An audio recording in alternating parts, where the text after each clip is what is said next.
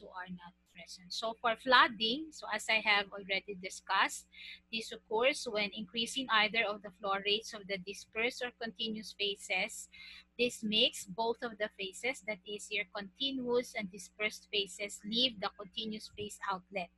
The continuous phase is the heavy phase and the dispersed phase is the light phase. So if we have a condition of flooding, both of these phases will live in the continuous phase outlet, and that is the bottom part of your tower. Now, it is recommended that the design flow rates be set at 50% of the flooding condition, uh, meaning if you design your column as to if you want to determine how big your column is or what's your column size requirement, your column height requirement, that should be based on 50% only of the flooding condition. We determine when the column is flooded, and that is we determine the linear velocity of the phases when it is flooded. Then what we do, we multiply it only to half of its value. We multiply it to 50% to get only half of that value. And using half of that value, we will now determine the diameter and the column height for your extraction tower. So we will go now to that particular determination. Now we will be using the flooding correlation graph. This one is for packed extraction tower. So we experience flooding most of the time in our packed extraction tower. So we don't have that in spray extraction tower. The illustration that I use is for the spray extraction tower, but this condition for flooding is actually occurring most of the time and is not avoidable in your packed extraction tower. Now, in your x-axis, you have the linear velocities of the continuous and the dispersed phases.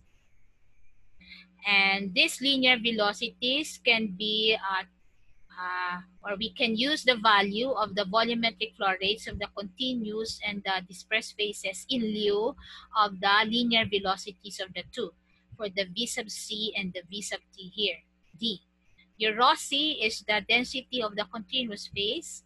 Your mu C is the viscosity of the continuous phase. And A is the area, which will be taken from the table based on the type of tower. And that is our packed extraction tower.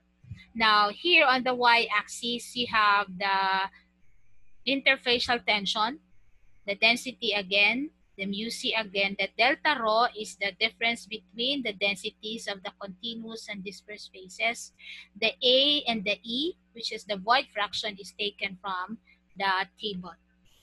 Okay? Now, aside from this flooding correlation for packed towers diagram, and by the way, you need to look for the equivalent of this particular flooding correlation in your handbook, because this one does not require you to have graphical approach. This is purely analytical approach. So the probability of it being given to you in the board exam is high because there's no need for any graphical treatment. Only we get our information from the graph. Now, we will also be using again this table. The table will give us the void fraction epsilon and the surface area A. Okay, surface area available per unit volume of packing material that is being used. Now, the values that have the parentheses are your SI values. The one that doesn't have are your English values. So your void fraction and your surface area are based on the type of packing material that is being used. So this is where we're getting it. Another table that we're going to use is this one. This has something to do now with the value of the HETS. The range of value of the HETS for each type of extraction tower. So for the pack tower, we have this range of value. For the spray tower, we have this, and so on and so forth.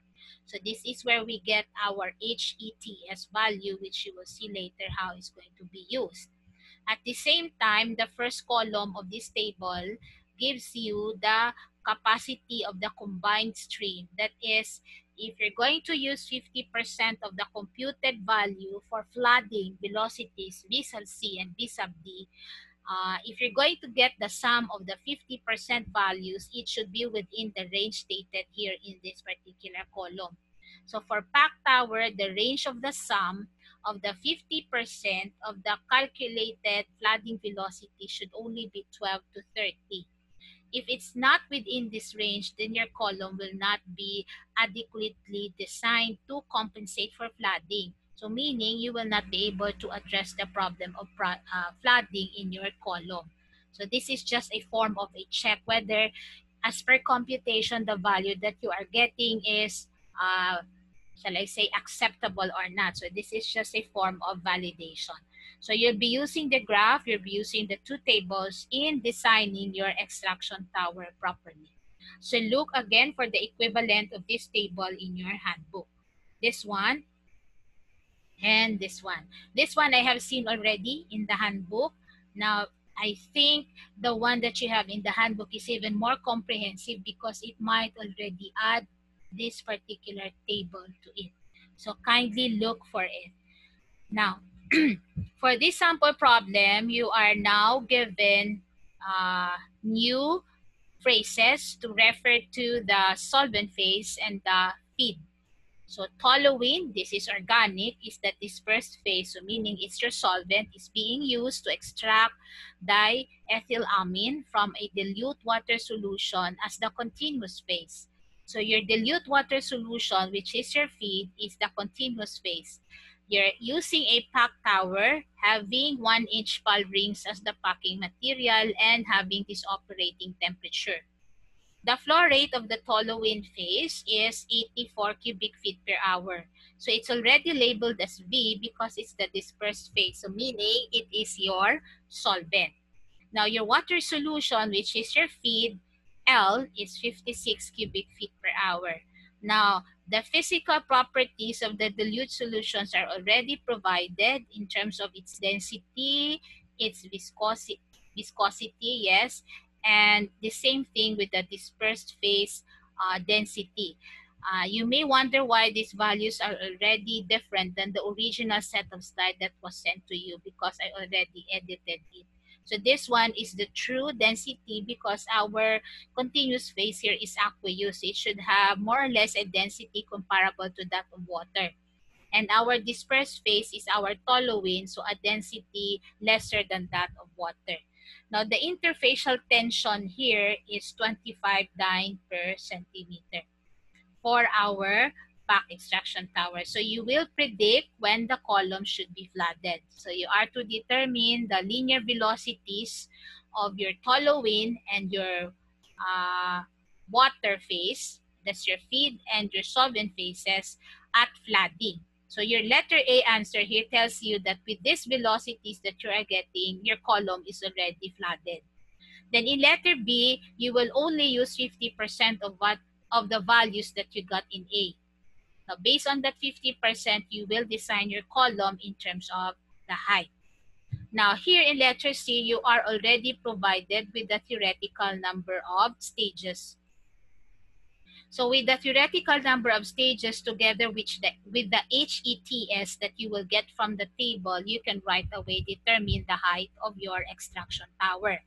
For example, class, this theoretical number of stages is not given, then you are to determine it using Krimsker's equation, which would be our last topic in here. So in this case, just to illustrate how to design your column, this one already provides you with the theoretical number of stages. That way, you will only need to find the HETS and then the tower height can be computed.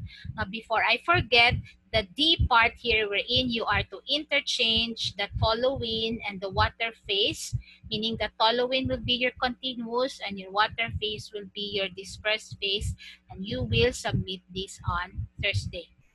You will submit this on Thursday, the answer to this particular part in your sample problem number 2. So let's see, when will our column be bigger or higher?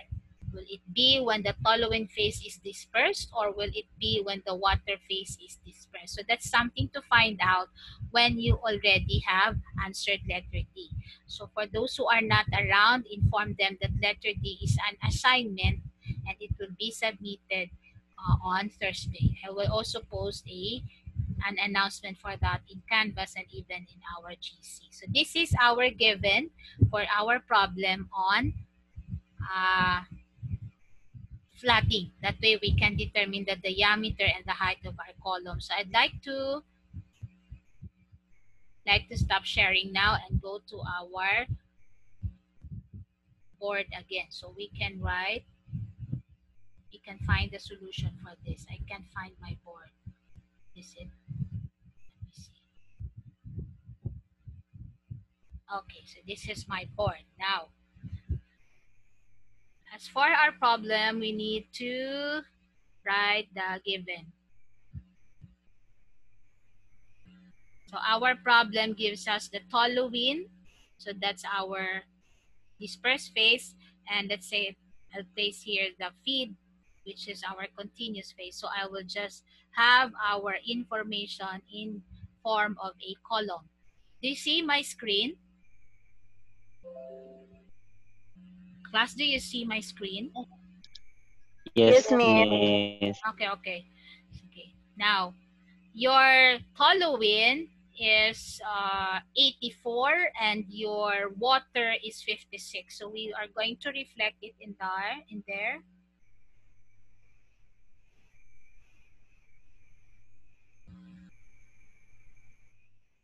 Toluene is 56. Was it 56? I forgot. Anyway, where is that? Your toluene is 84. 56 is water. Water is 56 cubic feet per hour, and this one is 84 cubic feet per hour. Now, as for the information that sorry,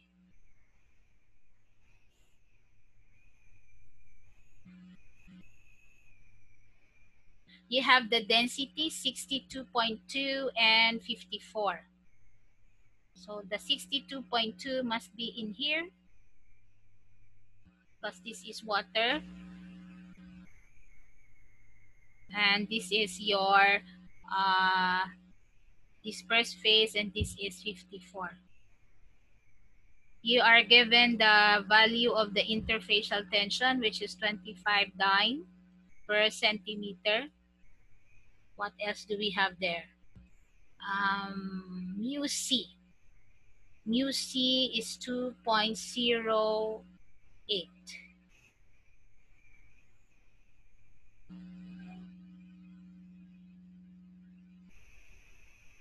So this is 2.080 pound mass per feet per hour. And what else? That's it. So I have already the densities of the two, the viscosity, and the interfacial tension. So we go back to the drawing board. So these are the information provided. We go to the required. So you are required for letter A at flooding. So meaning when your column is flooded, you are to determine VC. At flooding, you are to determine VC and VD. These are the linear velocities. Letter B, at 50% flooding, you are to determine the diameter of the column. Letter C, if n, theoretical number of stages is 5, let me see if it's really 5. Yeah, if theoretical number of stages is 5, where do I go? You are to determine the height of the extraction column. So this is our given and required information. So in terms of the solution, you need first leg is first procedure is you determine the y coordinate. You determine the y coordinate of your diagram. What diagram is that? So I'll go back to that.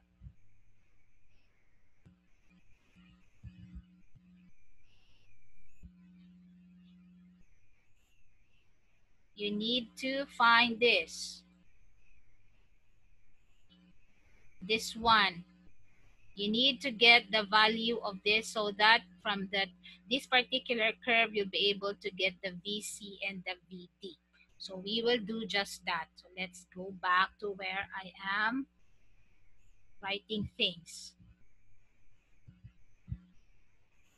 Okay. So solution, that was number 1. So do you see this? Do you see this? You don't? No, miss. Anyway, my goodness, kabud namin isang life man. Where is that? Okay, share. I'm continuing on the board, which is not the whiteboard of the Zoom, so I can transfer pages already. So we will determine the Y, and the Y needs the formula. So I will not anymore share the slide. I will just copy so that we will save time. So you have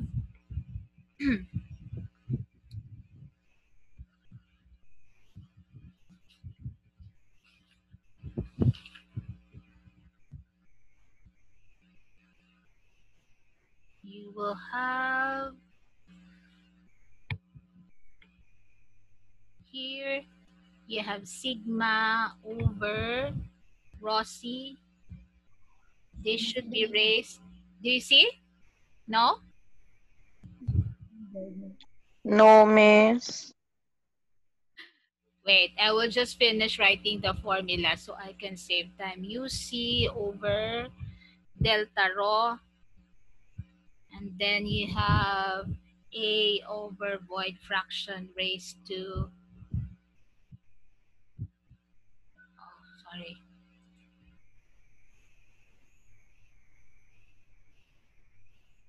So you have here 1.5. So I will share now because I have everything here.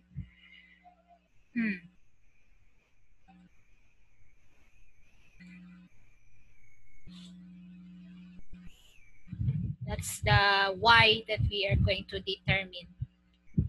Right? Now, I will need to go back to the slide if this is the case. So now, your interfacial tension, which is 25 dyne per centimeter, this is to be converted.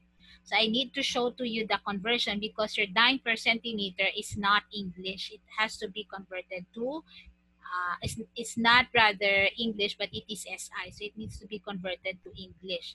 So in our slide, oh my, I will keep.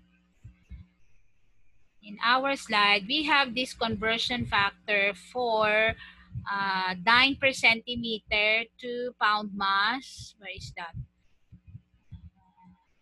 Okay, your dyne per centimeter to pound mass per hour squared, and that is 28,572. So I need to convert that one to pound mass per hour squared. So everything will agree. I'm referring to the set unit. So we will do that. 28,572. I need to, okay. So I will share again a different screen. So you will have this multiplied to 25,872. Was it right? Maybe I got it wrong. Where is it? The conversion, 28,572. That is correct.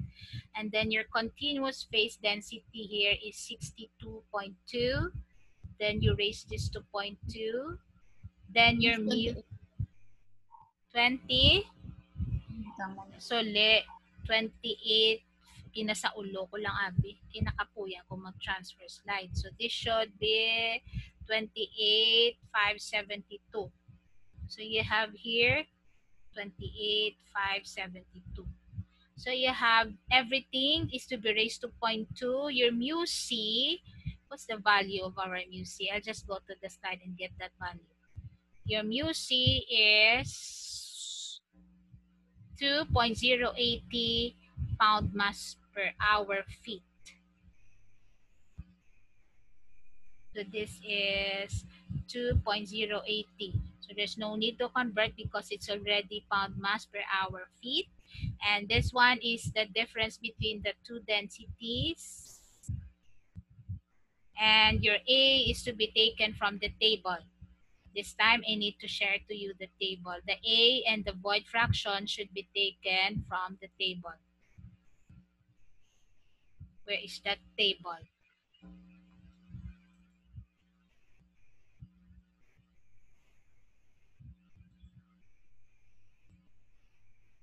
Okay, so this is your A and this is your void fraction. You will have to look for metal pal rings and of the size 1 inch. So this is your metal pal rings, 1 inch. So your void fraction is 0.94 and your surface area per unit volume of packing material is 63. So please help me recall. So it's 0.94 and 63. So I'll go back to that. So your A is 63 and this is 0.94. So you will have a 1.5 for this. And you will be getting a Y value here, which is more or less equal to, let me just get that value. So more or less from the sample problem, this is 902.8. So this 902.8 for the Y, you will use in your graph.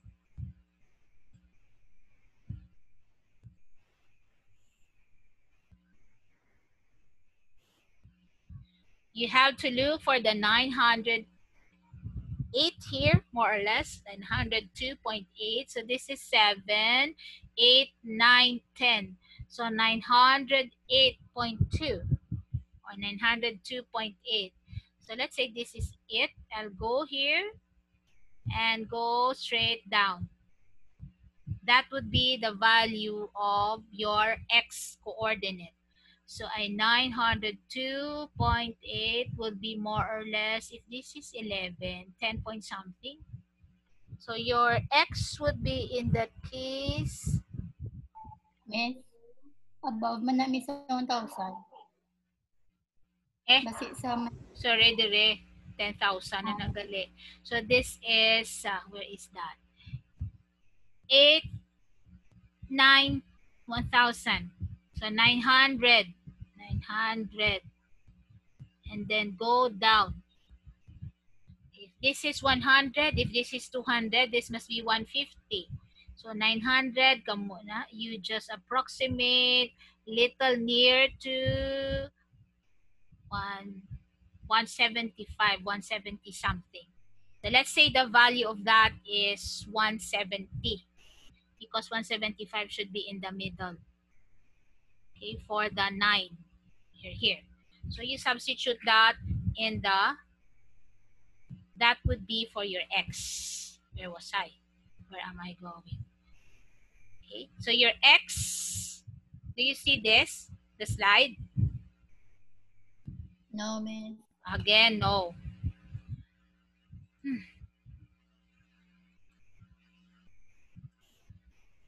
So your x is more or less 170. Depends on the way. If you have a 20/20 vision, you will be having a different value. So 170, and this 170 is equated to the formula that is written on the bottom part of the graph. I'll just copy it for you. VC and VD are raised to 0.5 added, and then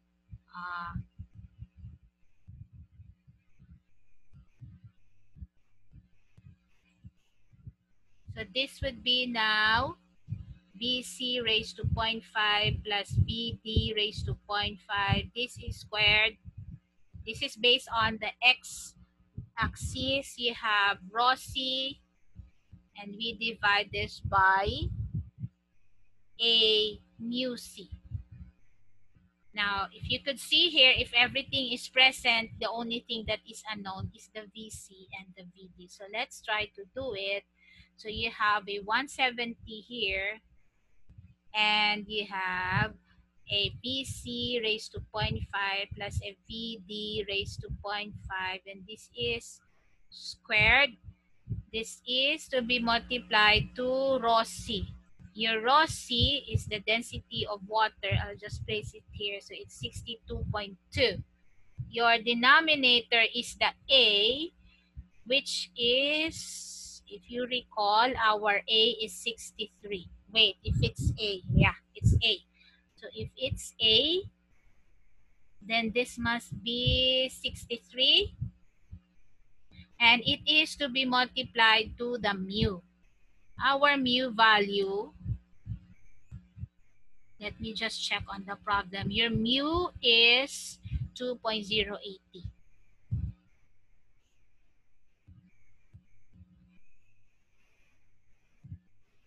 2.080.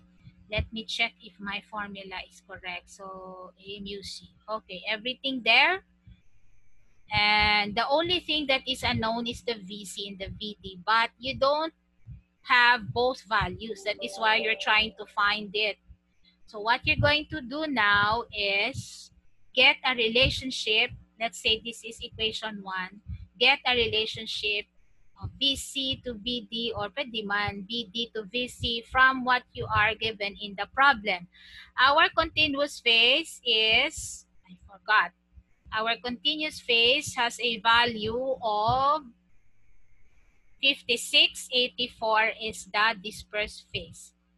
So this is 5684, and this is, okay, I'm running out of time again. So this is 84 and this is 56. 56 and 84. Let me just check. So your continuous is 56. Okay, so that's it. So you will have a ratio for these two. So 56 divided by 84 will be 0.667. So this is 0.667. So you have now VC being equal to 0.667 VD. Equation 2. If you do equation 1 and 2, using 1 and 2, you'll be getting the VC and the VD value. Okay, if I will get it from the book, your VC should be 72.3. This is feet per hour, the linear velocity, and your VD is 108.45 feet per hour. By the way, this is based on a, okay, 170 for the value of the X, so which is also 170 in our case. This is already your answer in A. So your requirement in A is the flooding velocities. So for B, you determine half of this flood. Use only half of that particular value. So for letter B, using half of the value, you will have at 50% flooding,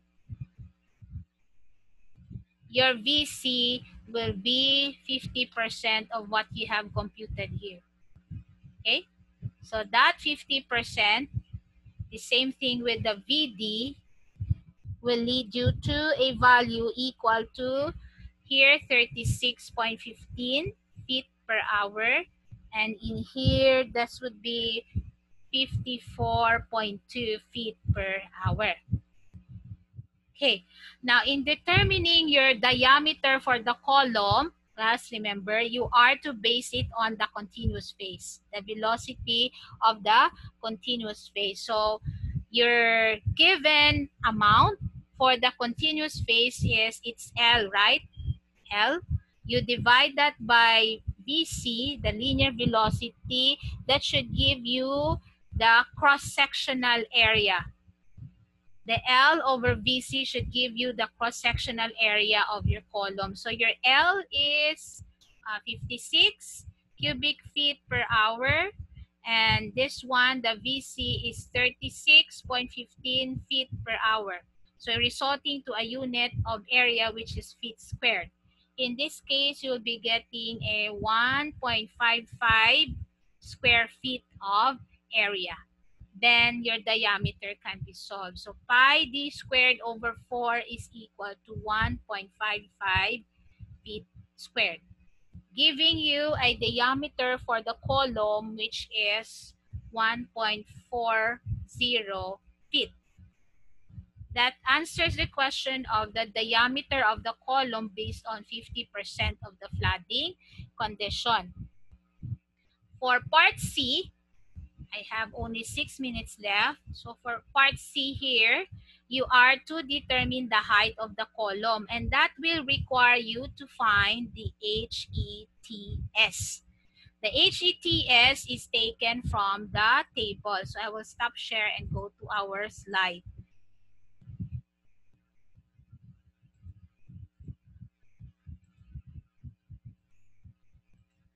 Your slide table that gives you the HETS is this. I hope you can see it already. You look for the tower that is stipulated in the problem, and it says it's a pack tower. A pack tower having a range of HETS which is 0.5 to 1, rather 0.4 to 1.5. So you get the average of the lower and the upper limit of this range. So we will do just that.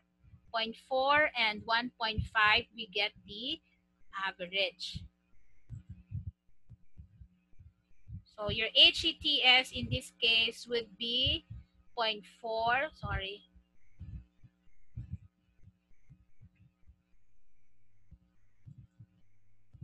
So you have a 0.4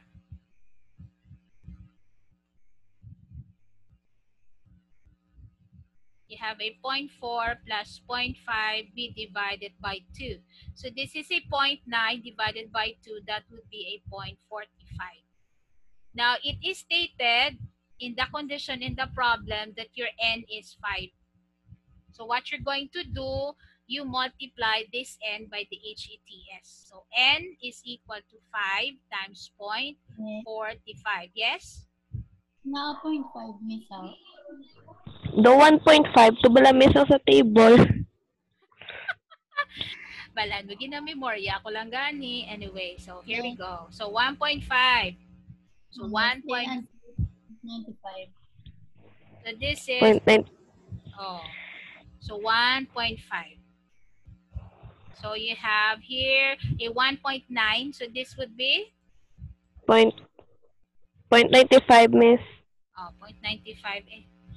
Iba na sa ulo na ni Goronela ang proseso sini. Anyway, 0.95. So you just change this to 9. Okay, 0.95, and this should be giving you just the product of these two. A 5 times 0.95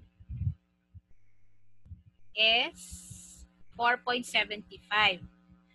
But this is not yet the height of your column. You are to provide allowances for the settling zones and the nozzles, the inlet nozzles on top. 2 feet for each. So the true column height will be the product of these two, the 4.75. You add 2 feet for the settling zone, another 2 feet for the inlet nozzles on top.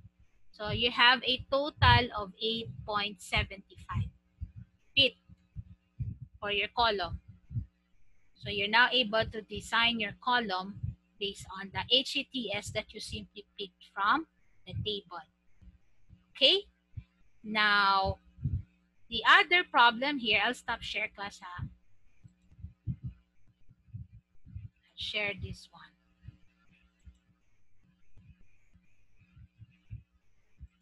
I have 2 minutes, I guess. Okay.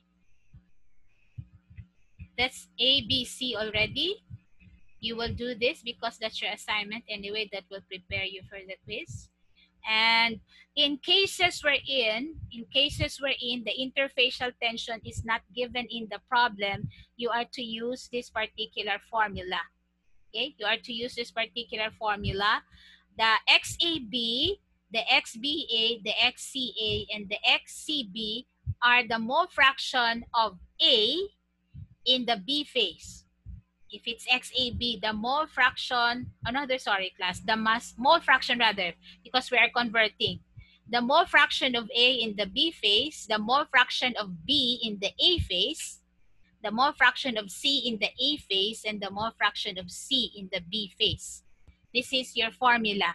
The problem with this formula in determining the interfacial tension is that if this value will be a 1, then that would be telling you that there's complete solution of the phases at the plate point. So meaning there won't be any separation that will occur.